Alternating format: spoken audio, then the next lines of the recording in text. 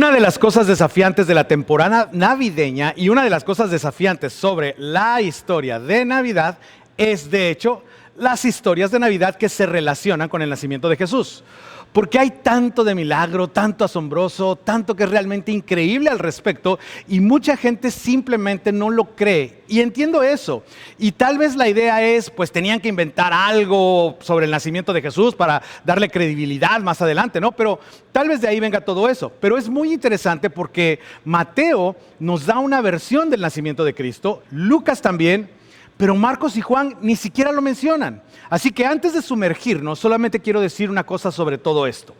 Me han escuchado decir alguna versión de esto 1,000,000 de veces, y si alguien pudiera predecir su muerte y luego su propia resurrección, no me preocupa tanto cómo llegó al mundo, porque lo de la resurrección es tan sorprendente y de hecho deberías saber esto, que el cristianismo no depende de la verdad o incluso de las historias en torno al nacimiento de Jesús, realmente depende de la resurrección de Jesús. Y sin embargo, tan increíbles como son estas narrativas de nacimiento y tan increíbles como son los relatos que encontramos en Mateo y Lucas, cuando obtienes toda la historia, esta historia increíble es en realidad lo que se convierte en una historia remarcable, notable. Porque la historia de la Navidad no comienza con una pareja tratando de saber cómo quedaron embarazados. No. La historia de Navidad en realidad comienza con una pareja que está preocupada de que nunca quedarán embarazados. De hecho, la historia de la Navidad no comienza con una pareja tratando de descubrir dónde vamos a tener al bebé. No. Comienza con una pareja que está bastante segura de que nunca van a tener un bebé. De hecho, la historia detrás de la Navidad es lo que hace que esta historia sea tan increíblemente notable. Y no comienza de nuevo con ángeles anunciando en Mateo o en Lucas. En realidad comienza con Dios haciendo una promesa en el libro de Génesis. Y no solamente cualquier promesa, una promesa increíble, incoherente e imposible. Es decir, cuando se hizo esta promesa no podría haber tenido ningún sentido en absoluto en su contexto cultural. Era absolutamente imposible que se cumpliera. Y sin embargo, esta promesa estableció los eventos alrededor de la Navidad. Y de hecho, esta promesa y la historia notable alrededor de esta promesa es realmente lo que hace que la Navidad sea tan increíble. Y la historia en torno al nacimiento de Jesús también. De hecho, la promesa se hizo unos 2000 años antes de que Jesús naciera. De hecho, alrededor del año 2090 es la mejor estimación que podamos hacer. Y se encuentra en el libro de Génesis, pero por un momento, y especialmente si eres nuevo en la iglesia o has estado fuera por un tiempo o no estás seguro acerca de la Biblia, no pienses en la Biblia. Quiero que pienses en este documento que los judíos titularon Génesis, que tiene más de 3000 años y algunos dicen que mucho más. Pero bueno, este documento llamado Génesis, que nos cuenta cómo comenzó la nación judía, era muy importante para el pueblo judío. Lo copiaron meticulosamente y lo transmitieron a lo largo de los años y eventualmente se convirtió en parte de mucha literatura judía y finalmente se convirtió en lo que llamaríamos las escrituras judías o la Torá. Luego las escrituras judías se agregaron a los documentos que se convirtieron en parte del Nuevo Testamento y juntando todo esto resulta que tenemos una Biblia. Pero la Biblia no produjo el Génesis. Génesis fue creado antes y eventualmente se convirtió en parte de la Biblia. Y en este documento judío antiguo que conocemos como Génesis, encontramos esta promesa extraordinaria, inverosímil, literalmente incoherente, que Dios hizo a un hombre llamado Abraham, que después conoceríamos como Abraham. Así que así es como comenzó la Navidad. Fíjate, el Señor dijo a Abraham: deja tu tierra, tus parientes, la casa de tu padre y ve a la tierra que te mostraré. Ahora, no estamos seguros de por qué Dios eligió a este Abraham, al igual que no estamos seguros por qué Dios eligió a José y María. Y le dice: Abraham, quiero que dejes todo lo que conoces, lo cual era muy peligroso porque la seguridad y la protección en tiempos antiguos tenían que ver con tu clan, tu tribu, tu familia, tus parientes. Entonces le pide que haga algo extraordinariamente peligroso. Quiero que dejes todo lo que conoces, a todos los que conoces y la seguridad de tu hogar, y te diré cuándo llegarás al lugar al que quiero que vayas. Y luego comenzaron las promesas y Dios le dice a Abraham: haré de ti una nación grande. Ahora, Abraham tiene alrededor de unos 75 años en este punto. No tiene hijos, así que tal vez pensó para sí mismo: ¿nación grande? mira, yo no sé nada acerca de una nación grande, pero tal vez podríamos empezar solo con que me hagas papá. No creo que viva lo suficiente como para haberme convertido en una gran nación. Pero las promesas continúan, le dice, y te bendeciré y haré famoso tu nombre. A lo que probablemente pensó, no, a ver, yo no voy a ser famoso, voy a ser olvidado, porque si dejo a todos los que conozco y todo lo que conozco, lo más probable es que nadie sepa ni siquiera que existí. Y luego la promesa continúa, y serás una bendición. Ahora, en el contexto cultural de esos tiempos antiguos, esto ni siquiera tenía sentido, porque fue una época de extraordinaria violencia. De hecho, una de las cosas que molesta un poco, si lees el Antiguo Testamento, es toda la violencia y toda la matanza. Las personas no estaban acostumbradas a bendecir a nadie más que a su familia, y sin embargo Dios le dice a Abraham que serás una bendición, y le dice, nada va a interponerse en que esto suceda, porque bendeciré a que... mira, tal vez hayas escuchado esto antes. Bendeciré a los que te bendigan y maldeciré a los que te maldigan. En otras palabras, Abraham, voy a ser parte de tu historia y voy a ser parte de la historia de quienes te sigan. Y voy a ser parte de la historia de tus hijos, la historia de los hijos de tus hijos, y voy a ser parte de esta historia hasta que se complete y nada lo detendrá. Y luego Dios llega a la parte completamente inverosímil, incoherente y absolutamente imposible de la promesa, y dice esto: por medio de ti serán bendecidas todas las familias de la tierra. En otras palabras, cada grupo de personas, cada tribu, cada clan, cada agrupación de familias realmente no tenían naciones de la forma en que pensamos en naciones ahora, pero a cada grupo de personas, todos los que hablan el mismo idioma y todos los que hablan diferentes idiomas, cada nación, todas las personas en la tierra serán bendecidas a través de ti. Es decir, cada persona en la tierra finalmente será impactada por tu vida, Abraham. Todo el mundo en el planeta de alguna manera conocerá tu nombre y será tocado indirectamente por lo que estoy a punto de hacer a través de ti. Ahora, lo extraño de esto es que en esta cultura las personas no bendecían a las personas. De hecho, y las naciones no bendecían a las naciones. Las naciones conquistaban a otras naciones. Las naciones esclavizaban a otras naciones y las naciones saqueaban a otras naciones. Pero las naciones no bendecían a las naciones. Las tribus no bendecían a las tribus, los clanes no bendecían a los clanes. Esto no tenía absolutamente ningún sentido en esta cultura. Y sin embargo, Génesis nos dice que Abraham decidió creer en lo increíble, que le dijo a Dios, mira, yo no sé cómo podrá funcionar, no tengo hijos, no estaré aquí para ver si realmente me convierto en una nación, pero como esta es la promesa que me has hecho, Abraham decidió creer en esta promesa increíble, incoherente, literalmente imposible de cumplir. Ahora, si creciste en la iglesia o si sabes algo sobre el Antiguo Testamento, sabes que eventualmente Abraham y Sara tuvieron un hijo.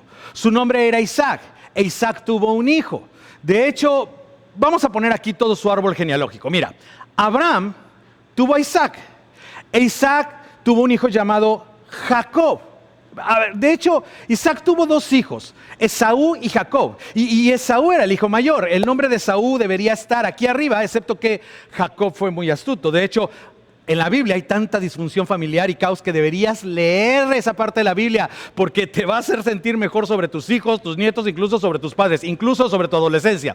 Fue increíble, porque Jacob, este que está aquí, robó el derecho de su hermano mayor para recibir la bendición del hermano mayor. Y no lo hubiera hecho, si no lo hubiera hecho él, aquí en lugar de Jacob tendríamos a Esaú. Pero aquí está Jacob. Y no solamente eso, esto le venía de familia. Abraham, este de acá arriba, mintió sobre su esposa. Imagínense esto, señoras. Llegan a Egipto, Abraham tiene miedo de que el faraón quiera poner a Sara en su harem y matar al esposo, robarle a la esposa, y entonces Abraham dice, mira, solamente di que eres mi hermana.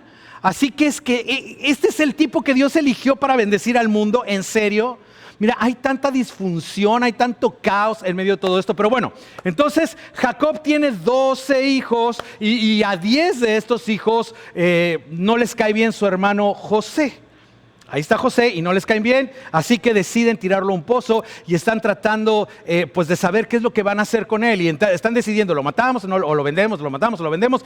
Y piensa, tú piensas que tienes problemas con tu familia, imagínate estos, ¿lo matamos o lo vendemos? Y decidieron, pues no vamos a obtener ganancias si lo matamos, así que mejor vendámoslo. Entonces venden a José, él termina en Egipto y consecuentemente toda la familia, todos estos hijos, todas estas personas con sus familias emigran a Egipto, donde de hecho se convierten, como Dios lo prometió, en una nación. Pero se convierten en una nación de esclavos. Y durante varios cientos de años, las personas que descendieron de Abraham, a través de quienes Dios se suponía que bendeciría al mundo, vivieron en Egipto como esclavos, una nación esclava. No se sentían muy bendecidos y ciertamente no estaban en posición de bendecir absolutamente a nadie más. Y después de cientos de años, ellos recuerdan esta promesa, porque incluso le llamaban a Abraham el padre Abraham por la promesa que tenían de parte de él. Dios prometió a Abraham que seríamos una nación, ahora somos una nación. Y los jóvenes pensaban, sí, pero somos una nación de esclavos. Y Dios ha prometido bendecir a todo el mundo entero, al mundo entero a través de Abraham y esta nación. Y los jóvenes se miraban unos a otros y pensaban, pues bueno, esa parte de la promesa no se va a cumplir. Ahora, después de todo esto, y luego Dios envió un libertador, Moisés. Y sin contarles toda la historia, quizás sepas lo suficiente como para saber que para cuando Moisés terminó con el faraón y con Egipto, nadie en Egipto se sentía muy bendecido por los descendientes de Abraham. Y luego cruzan el Mar Rojo y llegan a la tierra prometida, a la tierra de Canaán, y los habitantes, los cananeos que vivían en esa parte del mundo, tampoco se sentían muy bendecidos por la presencia de los descendientes de Abraham. Nuevamente lees estas partes del Antiguo Testamento y hay tanta violencia y hay matanzas y guerras, y a veces es tan ofensivo que piensas, ¿cómo podría ser esto parte de la historia de Dios o del plan de Dios? Y la respuesta breve es que lo que nos ofende era muy normal en esos tiempos. Y una de las razones por las que nos ofende toda la violencia del Antiguo Testamento es esta. Hoy estamos del otro lado de la Navidad. Vemos el mundo de una manera completamente diferente. Pero esto fue parte del viaje y de la historia mientras Dios desplegaba la historia de Navidad para cumplir su promesa a Abraham. Así que pasaron alrededor de 1000 años después de que Dios hiciera la promesa. Abraham formó una familia, la familia se convirtió en una nación y finalmente la nación se convirtió en un reino que conocemos como el reino de Israel. Y bajo el rey David se hicieron tratados de paz con todas las naciones circundantes de esta parte del mundo, y porque David era conocido como el rey guerrero, resolvió todos los conflictos y de repente, por primera vez, la nación de Israel, los descendientes de Abraham, estaban en posición de hacer algo significativo en el mundo. David fue seguido por su hijo Salomón. Salomón era extraordinariamente sabio. Salomón era el rey constructor. Y Salomón simplemente expandió el alcance de la nación a tal grado que gente de todo el mundo venía a ver las maravillas de las construcciones de Salomón y a escuchar su sabiduría y sentarse a sus pies. Y por primera vez parecía que Israel podía estar en posición de ser una bendición para el resto del mundo. Eran ricos, tenían influencia. Pero en lugar de bendecir al mundo, Salomón eligió casarse con las hijas de las naciones extranjeras y las naciones circundantes. Y no solamente se casó con sus hijas, Salomón también eligió adorar a sus dioses. Y como respuesta, Dios en realidad mantuvo una promesa, pero no su promesa a Abraham. Dios mantuvo una promesa que le había hecho a Salomón, porque le había advertido, si me abandonas y si sigues a otros dioses, dividiré la nación y derribaré el templo que construiste en mi nombre. Y efectivamente, después de que Salomón murió, el reino de Israel se dividió. Oportunidad perdida de nuevo. De hecho, nunca volverían a tener una oportunidad como esa para hacer bendición para las naciones circundantes. Como resultado de la nación dividiéndose en dos, hubo una economía dividida, hubo un ejército dividido, y durante los siguientes 200 o 300 años hubo caos en ambos reinos. Y después de unos 300 años, el reino del norte fue invadido por Asiria. Ahora, si lees esto en las escrituras, los escritores se refieren al reino del norte como Israel. Entonces, el reino de Israel es invadido por Asiria. Asiria se lleva a todos los ciudadanos principales y los dispersa por todo el imperio asirio e importa a muchas otras personas que no eran judíos. Básicamente, el reino de Israel ya no existe. Y esto es 300 años después. Luego, el reino del sur, que se conoce como Judá, si lees la historia en las escrituras, en el Antiguo Testamento, Judá está al borde de la implosión. Y también está al borde de la invasión. Judá ni siquiera puede bendecirse a sí misma. Judá ni siquiera puede cuidar de sí misma, mucho menos de los demás. Y en medio de todo este caos, mientras Judá se prepara para ser invadida por Asiria, mientras Judá observa cómo cambia el mundo a su alrededor, no tiene una posición de fuerza, no tiene una posición de autoridad en el mundo. Justo en medio de esto, Dios envía a un profeta. el profeta Isaías, para hablarle al pueblo, y él escribe su profecía, y una vez más esta profecía fue preservada hasta el punto de tenerla con nosotros como parte de las Escrituras. Pero imagina todo esto, todo este caos, todas estas oportunidades perdidas están al borde de la implosión, de la invasión, y Dios habla a través de Isaías, y esto es lo que le dice a la nación: yo te pongo ahora como luz para las naciones. Es decir, voy a hacer algo a través de ti, Israel, para que todos los gentiles, todas las personas no judías miren en tu dirección, y tú serás una luz para el resto del mundo. Y ellos deben haber estado pensando para sí mismos cuando escucharon esta profecía: a ver, neta, Isaías, esto es una broma, te estás burlando, ¿qué? O sea, no vamos a hacer luz, ni siquiera podemos iluminar nuestras propias vidas, no podemos ni siquiera iluminar nuestro propio mundo. Nadie se siente atraído hacia esta parte del mundo. Pero Isaías continúa: a fin de que lleves mi salvación hasta los confines de la tierra. Isaías, ¿salvación? ¿Estás bromeando? Ni siquiera podemos salvarnos a nosotros mismos. ¿Cómo vamos a ser parte de la salvación en relación con cualquier otra nación, cualquier otra familia o cualquier otro grupo de personas? Y poco después de esta profecía, fíjate, serás una luz para los gentiles, traerás salvación a las naciones. Poco después de esto, efectivamente, los asirios invadieron, y consecuentemente el reino del sur, Judá, se convirtió en un estado vasallo del imperio asirio. Pasaron otros 300 años de caos. Los babilonios bajo Nabucodonosor llegan a la ciudad, derriban partes de la muralla, destruyen la ciudad entera saqueada. El templo de Salomón fue destruido tal como Dios dijo que sería destruido. Los mejores y más brillantes, los ciudadanos reales, los ciudadanos más importantes del país son llevados cautivos a Babilonia. La economía está en un completo desastre, no hay ejército, el ejército fue completamente destruido, y justo en medio de este caos, durante estos próximos 300 años, Dios envía a otro profeta, el profeta Malaquías, y sus palabras, nuevamente, cuando las escuchaban, eran simplemente imposibles. Cuando la gente escuchaba estas profecías, deben haber pensado: a ver, Malaquías, solamente estás tratando de animarnos. Es como cuando le hablas a tu hijo o tu hija después de que fallan, y estás tratando de encontrar cualquier cosa para decirles, para animarlos, algo como: no te preocupes, va a funcionar, no pasa nada, puedes lograr todo lo que te propongas, ¿no? Y todas estas cosas que los padres les dicen a sus hijos. Bueno, en el fondo, en sus mentes pensaban: espero que así sea, pero así sonaban estas profecías. No había atracción, no había razón en el mundo para creer en nada de esto, y ciertamente no podían creer que venía de la boca de Dios. Y esto es lo que Dios dijo a la nación durante este tiempo difícil a través del profeta Malaquías. Le dijo: grande es mi nombre entre las naciones. Ellos pensaron: para nada, Dios. No, créeme que no. O sea, se burlan de tu nombre entre las naciones. Tu nombre es una broma entre las naciones, porque nadie nos mira y piensa: oh, y quiero adorar a su Dios. No.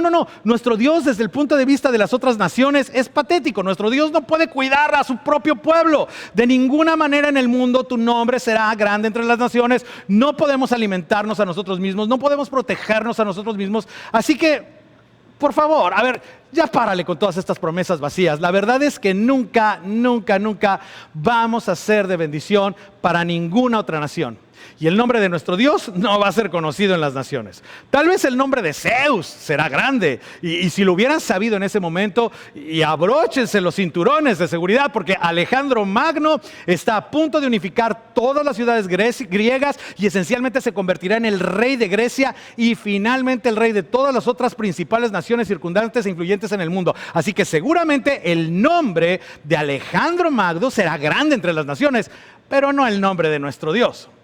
Pero Malaquías no había terminado y dijo esto: porque desde donde nace el sol hasta donde se pone, grande es mi nombre entre las naciones. En otras palabras, mi nombre, dice Dios, será conocido en todo el mundo. Y continúa con esto: en todo lugar se ofrece incienso y ofrendas puras a mi nombre, porque grande es mi nombre entre las naciones, dice el Señor de los ejércitos. Básicamente, lo que esto significaba era que en cualquier lugar del mundo donde la gente estuviera adorando, habría un grupo que lo reconocería. Pero el pueblo de Judá no podía escuchar eso. ¿Cómo podrían? Ya habían sido invadidos por Asiria, por Babilonia, por Persia, y ahora venían los griegos.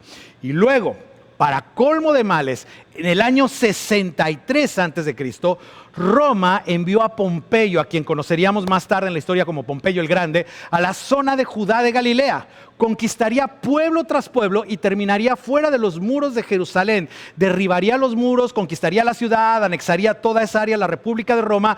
La tradición nos cuenta que cuando Pompeyo estaba dentro de la ciudad, montó su caballo, posiblemente en los escalones del sur, en el lugar del templo, en el monte del templo, lo cual era una ofensa extraordinaria para todos los judíos, y masacró a muchos sacerdotes. Se bajó de su caballo, entró directamente al edificio del templo y entró directamente a lo que él habría considerado el templo o la bóveda de Dios. Ahora, déjame explicar esto. Cada templo en el mundo pagano tenía una bóveda de su Dios, lo sabemos. Si creciste en la iglesia, en el caso del pueblo judío, sería el lugar santísimo. Para los demás, el lugar donde la gente mantenía a su ídolo, mantenían la representación de su Dios. Y en días festivos, en ciertas épocas del año, sacaban a su ídolo y lo adoraban. Así que aparentemente Pompeyo quería ver a este gran Dios por el cual los judíos lucharon tan valientemente. Ahora, ¿qué pasa con este Dios judío? Porque Pompeyo entra al lugar santísimo, abre la cortina, toda la habitación estaba vacía. ¿Por qué los judíos no tenían un ídolo? Los judíos no tenían una imagen, los judíos no tenían nada que adorar. Y desde la perspectiva romana, ¡qué religión tan patética! ¡Qué religión tan tonta! Y así comenzó la ocupación romana de lo que llamaríamos Tierra Santa, Judá, Judea, Galilea, Israel, lo que todo el mundo le quiera decir. Entonces, de hecho, Dios tenía parcialmente razón. Los descendientes de Abraham se convertirían en una nación, pero esta promesa increíble, incoherente, imposible, terminaría allí, porque todas las naciones no serían bendecidas a través de Abraham.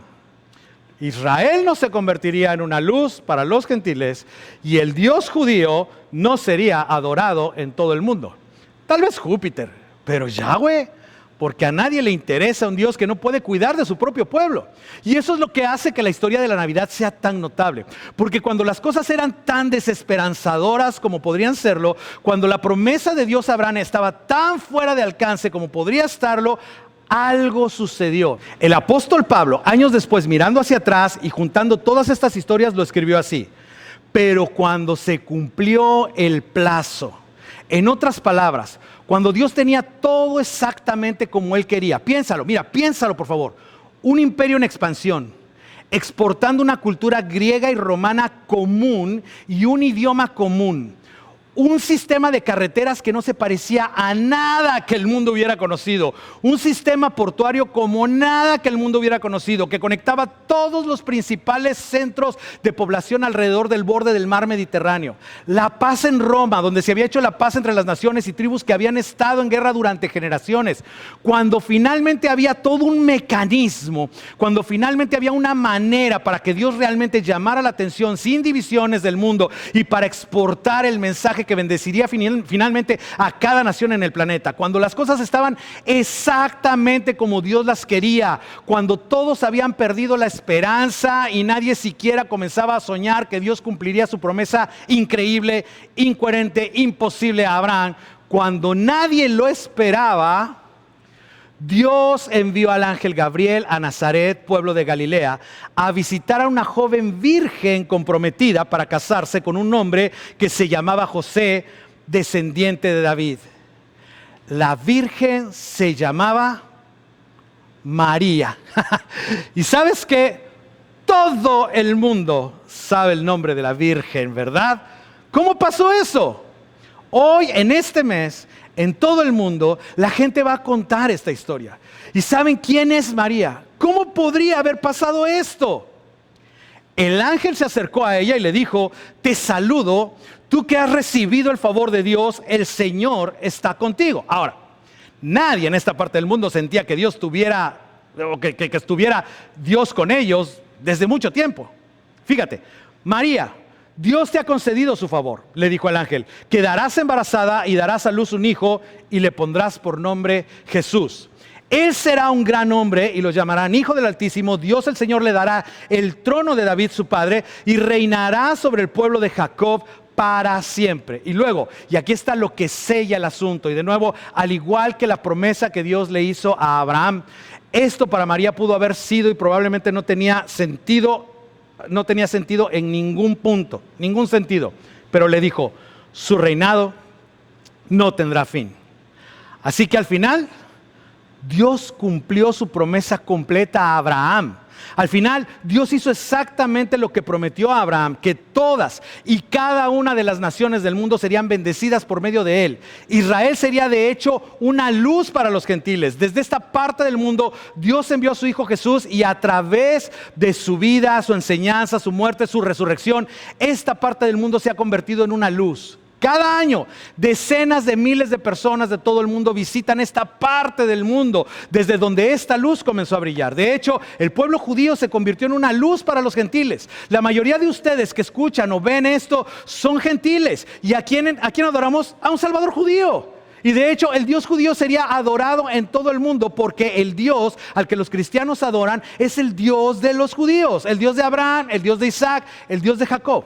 Y la razón por la que las escrituras del Antiguo Testamento son tan valiosas para nosotros, la razón por la que la gente decidió combinar las antiguas escrituras judías con los documentos del Nuevo Testamento es porque las escrituras judías, la historia del pueblo judío fue el capullo, fue el nacimiento, fue la esperanza del mundo, la luz del mundo, el Salvador del mundo cuyo reino perduraría para siempre. Y lo que hace que la historia de Navidad sea tan increíble es el hecho de que toda la historia en sí es notable. Nadie podría haber inventado esto. Esto se extendió a lo largo de tantos años que el hilo no siempre fue tan evidente. Y la gente perdió la pista y lo perdió de vista. Pero durante todo ese periodo de tiempo, Dios estaba detrás de escena, trabajando, preparando al mundo para lo que finalmente decidió hacer una vez que entró el pecado en el mundo. La historia de la Navidad realmente comienza 2000 años antes de la primera Navidad. Y la historia de la Navidad continúa desarrollándose 2000 años después de esta primera mañana de Navidad. Entonces, ¿quién necesita la Navidad? Bueno, la respuesta a esa pregunta es simple. Dios decidió que el mundo necesitaba la Navidad. Y Él trabajaría la historia de la Navidad en el escenario mundial, involucrando a algunas de las personas más conocidas de la historia, muchas de las cuales se convertirían en notas, simples notas al pie de la historia del nacimiento de un carpintero judío que en última instancia cambiaría el mundo. Que a través de los judíos se convirtieron en una luz para los gentiles, que a través de Jesús el Dios judío sería adorado en todo el mundo, que a través de Jesús la salvación llegaría a cada nación, cada tribu, cada persona de todas partes. A través de la Navidad se nos recuerda que la manera más notable que Dios está activo incluso cuando parece que no lo está. Que Dios incluso cuando está callado no está inactivo. Y a través de esta historia notable se nos recuerda también a un nivel personal que Dios está interesado en los asuntos de los hombres. Que Dios no piensa solamente en términos de naciones, sino que piensa en términos de individuos, y que Dios envió a su Hijo no solo para ser el Salvador del mundo, sino tu Salvador en tu mundo, mi Salvador en mi mundo. Y es un recordatorio de que incluso cuando las circunstancias argumentan lo contrario, que Dios puede ser confiable. Que incluso cuando las circunstancias son tales que parece que no hay forma posible de que Dios se preocupe, que esté escuchando, que alguna vez se cumpla cumpla lo que te ha prometido, se nos recuerda que nuestro Padre Celestial cumple sus promesas. ¿Por qué la Navidad? Porque el mundo necesitaba la Navidad. El mundo necesitaba esperanza, el mundo necesitaba la luz del mundo. Pero resulta, y ojo con esto, resulta que no solo era el mundo el que necesitaba la Navidad. Resulta que Dios también necesitaba la Navidad. Y continuaremos con eso en la próxima semana.